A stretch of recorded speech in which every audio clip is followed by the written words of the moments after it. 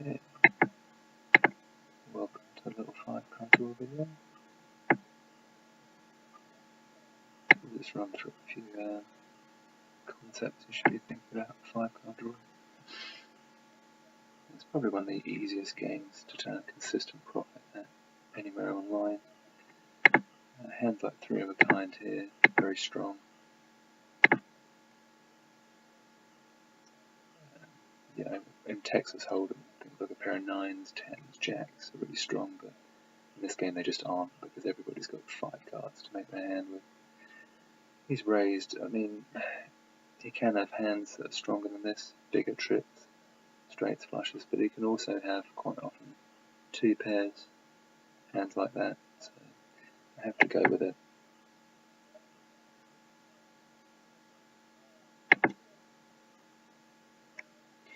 Yeah, or even like a pair of kings. It's a very loose re-raise by him there. And the problem he has when he raises there is that he just never ever gets called by a worse hand. I mean, that's the amount that he raised to there. It's too much for me to get involved with queens or jack. It's just not strong enough hand, so. I mean, I'd probably fold a pair of aces there in that situation, actually, or weak 2 pairs. So, you know, it sort of slightly works as a weird bluff, but I'm pretty sure these players don't even know whether they're value betting or bluffing. They just raise because they see a pair of kings and they think it's quite good. You always need to be thinking about what hands you're trying to extract value from, or what hands you're trying to force to fold. At its core, that's what poker's all about, really. Extracting value from worse hands, and forcing better hands to fold, and knowing when to apply the pressure, what size bets to use to extract the most, because that all amounts to a profit margins, really, overall.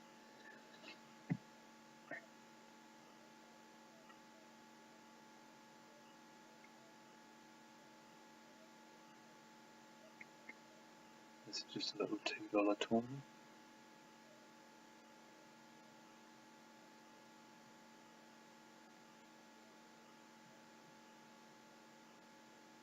The people who limp in and draw 3 normally have between, obviously it's a bit player dependent. You might get some people who just limp all sorts of pairs, but as a general rule, people feel like 10s, jacks, queens are a bit too strong to fold, but not strong enough to raise. So those hands are more in the focal point of somebody's range when they limp in and draw 3. Or if they limp in and draw 2. I mean, obviously as soon as they draw 2, inexperienced players might be fearing 3 of a kind trips, but you know, normally they'd be opening with a raise with those hands rather than limping, so every rule has its exceptions, of course, and occasionally somebody will limp with trips. But if they do that, then normally a player will make a habit of doing it. If you see somebody doing it once, make a note of it, be aware that they might do that. But most players will open for a raise with trips. So here I've opened with 4 clubs. I mean, most good players will actually open draws as a bluff, and then fire again if they miss. In this instance, I'm not going to fire again, because he can easily have a draw as well, in which case my ace high could be good. If he bet half pot there, that'd be more conducive to him having a missed draw. He wants to test just to see if I've got that. Because I raised pre and drew 1 and checked, what I'm representing really is mid to lower 2 pair. A hand that's a value hand but isn't entirely sure if it's good. When he goes full pot there, it's probably more likely that he's trying to force a call from a 2 pair. He's trying to get the maximum from me rather than bluffing. Normally when it's a 1 draw against a 1 draw, they know that some of the time you'll have a misdraw, in which case you're folding no matter what size they bet. which then gives them an incentive to bet small or half potish, that sort of size. It makes it more profitable probably for them to do that. I mean, if I've got a 2 pair, it probably expects me to always call.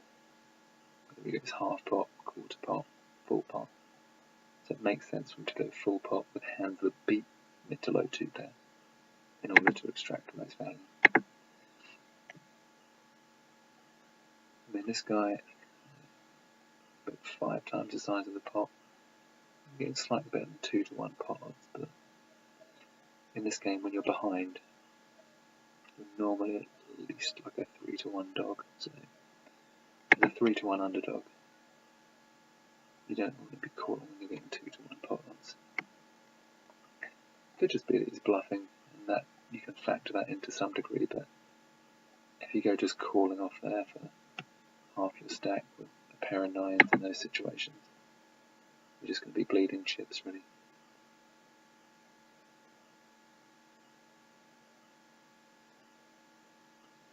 This guy raised and went 3, and he called. Now, of course, when he checked, he did the right thing and checked back. So he should absolutely never bet there with a pair of kings. So when somebody flats and draws 1, they've either got a 2 pair that they're playing cautiously, or they've got a draw that may have hit, may have missed. But the only hands you get value from there when you bet are the 2 pairs and the no draws, which beat kings. So there's absolutely nothing to be gained by betting for value. You don't need to bet as a bluff because in that range of hands, made draws, missed draws, and 2 pairs, the only hands that you're getting to fold are the missed draws, and you're beating those anyway, so you don't need to bluff.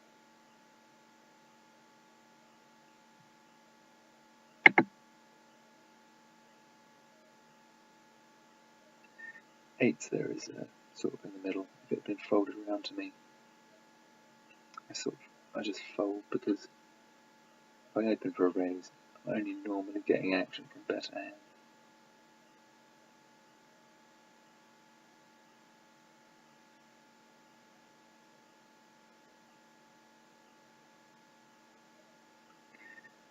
I'm not forcing too many better hands to fold either. Okay, so this is aces up. It's a very good starting hand. Open for a raise.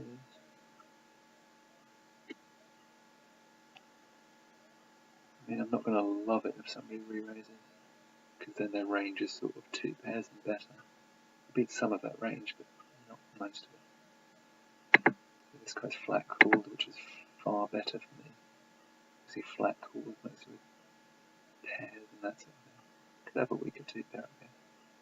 In which case, I'll go 1200 into 2-2, a little over half pot, and to extract value from a weaker 2 pair, which I have done. I mean, the fact he had a 2 pair, he didn't re-raise pre, means he's not the sort of player who's going to overvalue 2 pairs, which means I didn't really want to go really huge when I bet after the draw, so I could force weaker 2 pairs to fold. He had queens and 3s, so maybe he would have called, but it's close. I mean, he doesn't beat much if I bet full pot there, but I can be betting for value. Okay, so here I'll open 3x because I'm out of position. Got an open end straight draw. Sometimes people can get stubborn and flat call with a pair of 8s, 9s, 10s or something here, in which case a pair of jacks or queens might also win with the pot. There's a little bit of an extra something